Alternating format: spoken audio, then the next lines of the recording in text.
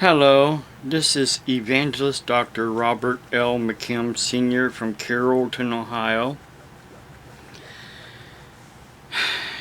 If you really want to know what a false prophet looks like, look no further than Dr. David Jeremiah. Here's a man that also proclaims to be a doctor that a lot of people look up to, but yet he's a false prophet. Why? I will play something that will clearly show that he's a false prophet and he's teaching false truths. Now, this will be shaky because of the fact my hands are shaky.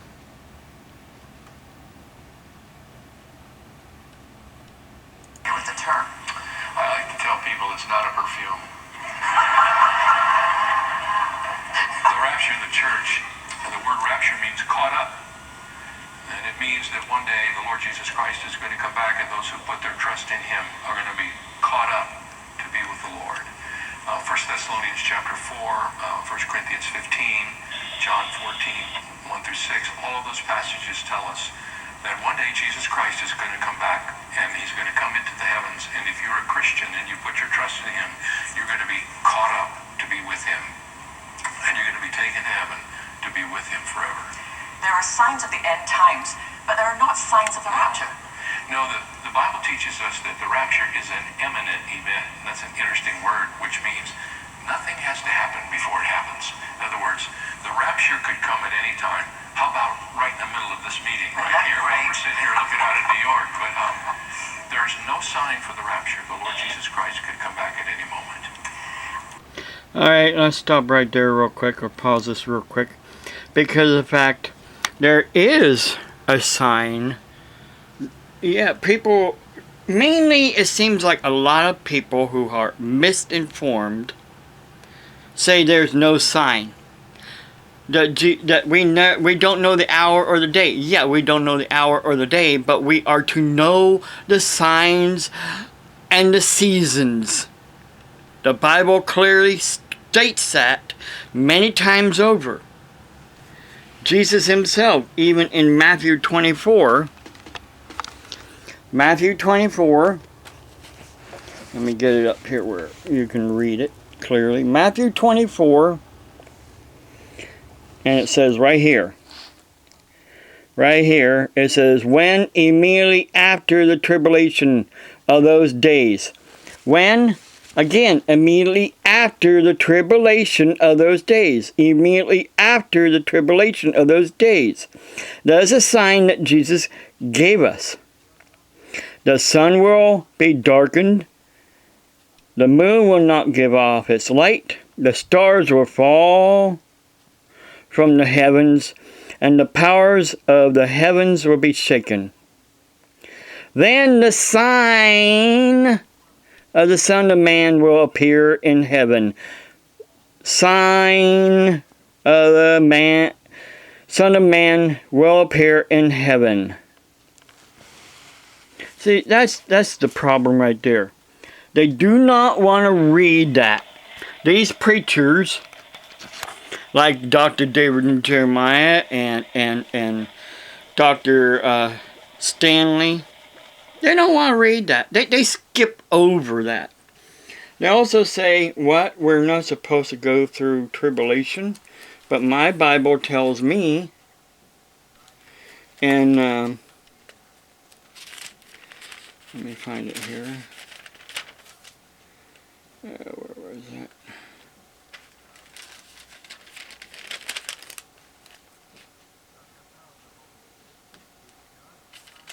And I'm looking for it again here. And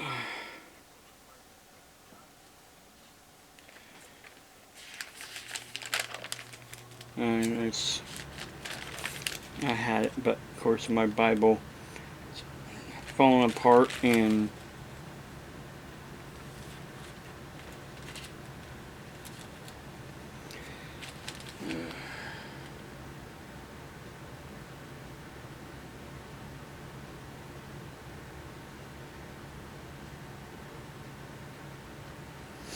Oh, hang on a second. I gotta look somewhere else here real quick. I had it here, and I need to look for it again here. Hang on a second.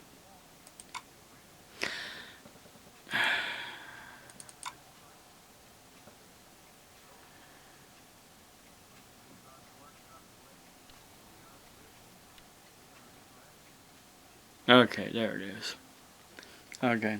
I gotta go right here.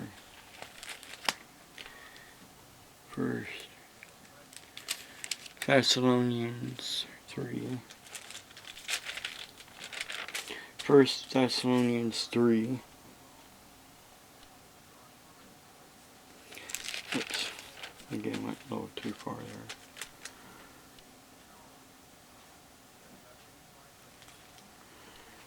Hang on a second, I'm still looking here.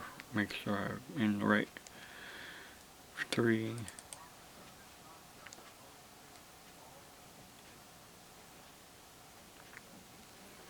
Okay.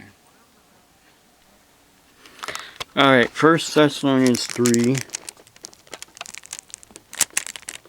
Starting with 3. That no one should be shaken by these afflictions, for you yourselves know we are, what are, doesn't says are not, says are appointed to this.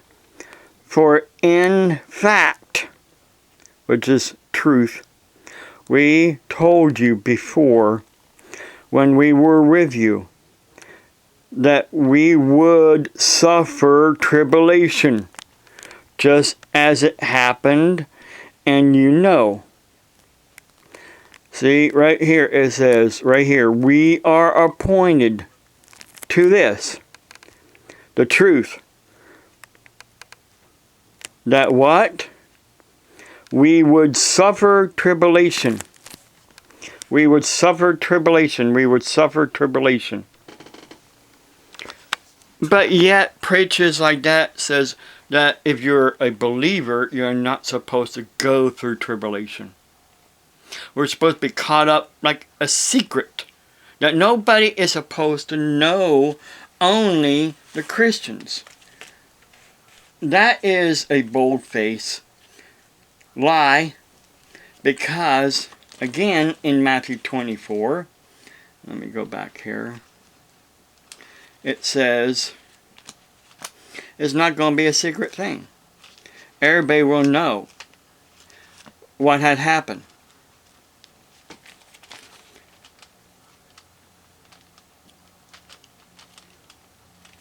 It says right here, again, and I will stress this, that it says right here, all the tribes of the earth will mourn, and they will see the Son of Man coming on the clouds of heaven with power and great glory. All the tribes of the earth will mourn. Why? Because they will see the Son of Man. And they will know that the rapture is taking place. The rapture of the church, of the saints, of the elect is taking place. And they missed out. That in their earthly wisdom, they were wrong. So that's why they were mourned. They were basically they would be falling down on their faces and literally crying. But let me play on here real quick what David Jeremiah had to say. It would seem natural then in your book that you progress to talk about the tribulation. How would you describe the tribulation? Well, the tribulation is the worst thing that has ever happened or will ever happen on this earth. In Revelation chapter 5 through 19, there's a detailed description of what's going to take place. during the 7-year tribulation period. I recommend you read it, but not before you go to bed at night. It's going to be a terrible, terrible time on this earth. Why did you choose to end your book with a chapter like that? Well, because a lot of believers are confused as to whether or not they're going to go through the tribulation. A lot of people teach that if you're a Christian, you're going to go through the tribulation. You're going to go through all this awful time, and then you'll go to heaven at the end of the tribulation. But the Bible clearly teaches that if you're a Christian, you're going to be caught up. You're going to be raptured before the tribulation.